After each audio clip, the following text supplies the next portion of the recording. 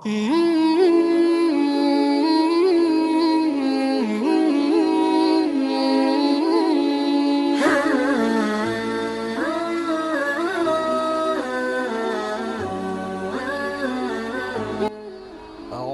billahi minasy syaithanir rajim. Bismillahirrahmanirrahim. Ya ayyuhalladzina amanu kutiba alaikumus shiyam kama kutiba alal ladzina min qablikum la'allakum tattaqun. Sadaqallahul azim. Assalamualaikum warahmatullahi wabarakatuh. Alhamdulillah wassalatu ala rasulillah, la haula wa la quwwata illa billah, amma ba'du. Puji syukur kehadirat Allah subhanahu wa ta'ala, salawat kepada Rasulullah Muhammad sallallahu alaihi wasallam. Kaum muslimin sidang jamaah pendengar rahimakumullah, alhamdulillah hari ini kita sudah berada pada hari ke-20 bulan suci Ramadan, bulan yang penuh mulia, bulan yang penuh ampunan, bulan yang penuh kasih sayang. Di dalamnya banyak fadilah, di dalamnya banyak kebaikan-kebaikan yang dilipat gandakan Allah subhanahu wa ta'ala. Betapa bahagianya kita sebagai umat Rasulullah Muhammad sallallahu alaihi wasallam diberikan Allah subhanahu wa ta'ala 1 bulan daripada 12 bulan. 1 bulan ini penuh berkah, penuh ampunan, yang alhamdulillah hingga saat ini kita masih bisa merasakannya. Ini yang pertama yang harus kita syukuri bersama.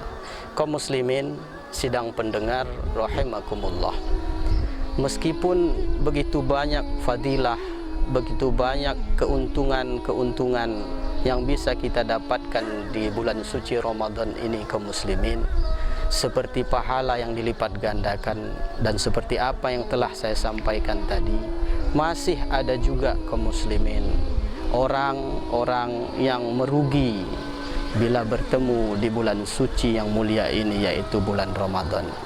Siapa orang yang rugi itu? Minimal hari ini kami ingin menyampaikan ada 4 orang yang merugi apabila walaupun dia bertemu dengan bulan yang mulia ini. Siapa yang 4 itu? Yang pertama, mereka yang tidak melaksanakan puasa. Tentu sangat jelas bahwa orang yang beruntung di dalam bulan suci Ramadan adalah orang yang melaksanakan ibadah puasa. Karena orang yang melaksanakan ibadah puasa inilah ciri-ciri orang yang percaya dan beriman kepada Allah. Sebagaimana di dalam surah Al-Baqarah dijelaskan, mungkin kita semua sudah hafal surah itu. A'udzu billahi minasyaitonir rajim. Bismillahirrahmanirrahim. Ya ayyuhalladzina amanu kutiba alaikumus shiyam. Allah memanggil orang beriman. Diwajibkan atas kamu berpuasa. Berarti orang yang berpuasa hanya orang yang beriman. Apabila tidak beriman, maka dia tidak akan berpuasa.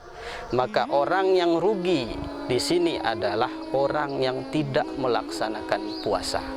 Orang lain beribadah, orang lain berpuasa menahan diri dari makan dan minum, dia dengan tenang tanpa ada uzur syar'i, dia tidak berpuasa sama sekali. Sangat rugi orang yang seperti ini, kaum muslimin.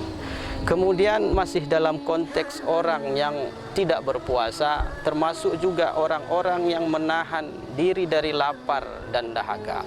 Orang yang menahan diri dari hal yang membatalkan puasa, tapi nilai puasa, pahala puasa tidak ia dapatkan. Sesuai dengan sabda Rasulullah, kam min sha'imin laisa lahu min siyamihi illa al-ju' wal 'atash. Beberapa orang, banyak orang yang berpuasa tapi tidak mendapatkan nilai puasanya kecuali hanya lapar dan dahaga. Ini pun termasuk orang yang rugi. Ini pun termasuk dalam kategori orang yang tidak berpuasa. Maka kaum muslimin rahimakumullah, marilah kita jaga puasa kita, marilah kita laksanakan puasa kita agar kita tidak menjadi orang yang rugi di bulan Ramadan ini. Kemudian yang kedua, orang yang rugi adalah orang yang tidak sama sekali mau membaca dan membuka Al-Quran. Maka orang ini adalah orang yang sangat rugi di bulan Ramadan. Kenapa demikian? Karena di dalam bulan suci ini Al-Quran diturunkan Allah Subhanahu wa Ta'ala.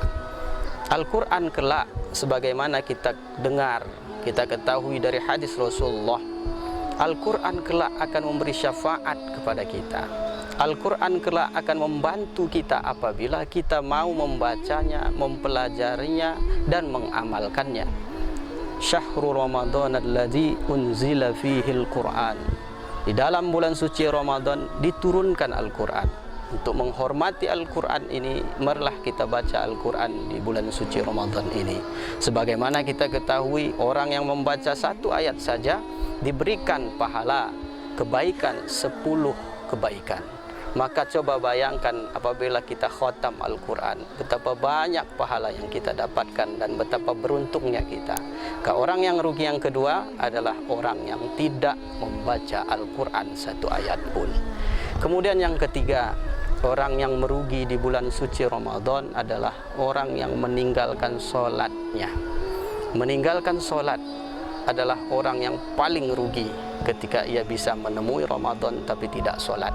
Ia berpuasa, ia berinfak, ia bersedekah, ia sholat tarawih, tapi sholat 5 waktunya ada yang ia tinggalkan. Sangat-sangat rugi kaum muslimin. Karena ibadah sholat ini adalah ibadah yang paling pertama akan dihisab nanti di yaumil akhir. Apabila sholat kita baik, maka baiklah seluruh amalan kita, baik puasa kita, baik zakat kita, baik ibadah haji kita. Tapi bila kita tidak sholat, semua ibadah itu bagaikan abu yang terbang, tidak ada nilai apa-apanya. Yang terakhir kaum muslimin, orang yang merugi di bulan suci Ramadan adalah orang yang tidak memanfaatkan apa yang dia miliki di bulan suci ini. Misalnya, kita punya harta sedikit berlebih, kita bagikan kepada orang yang merasa kurang. Kita punya tenaga yang bisa kita gunakan untuk membantu orang, tapi tidak kita bantu orang, itu adalah orang yang rugi. Kenapa? Ketika kita membantu orang, kebaikan akan dilipat gandakan Allah. Tangan yang kita miliki bisa membantu orang lain. Harta yang kita miliki bisa kita infakkan kepada orang lain. Bahkan minimal ada kuah saja, ada makanan saja, ada kurma saja yang mampu kita bagikan ke tetangga untuk yang berpuasa, maka pahalanya luar biasa kepada kita. Sama pahalanya seperti orang yang melaksanakan puasa. Maka sebagai kesimpulannya, mudah-mudahan kita dijauhkan Allah Subhanahu wa Ta'ala dari segala yang bisa merugikan kita di bulan Ramadan. Pertama, yang merugikan kita di bulan Ramadan tidak berpuasa dan menghilangkan nilai pahala puasa. Kemudian yang kedua, kita tidak membaca Al-Quran walau seayat pun. Kemudian yang ketiga, kita tinggalkan sholat wajib kita, sholat 5 waktu kita. Kemudian yang keempat, tidak kita manfaatkan apa yang kita miliki di bulan suci Ramadan ini. Mudah-mudahan apa yang kami sampaikan bermanfaat bagi pendengar sekalian. Wallahu muwafiq ila aqwamit thoriq. Wassalamualaikum warahmatullahi wabarakatuh.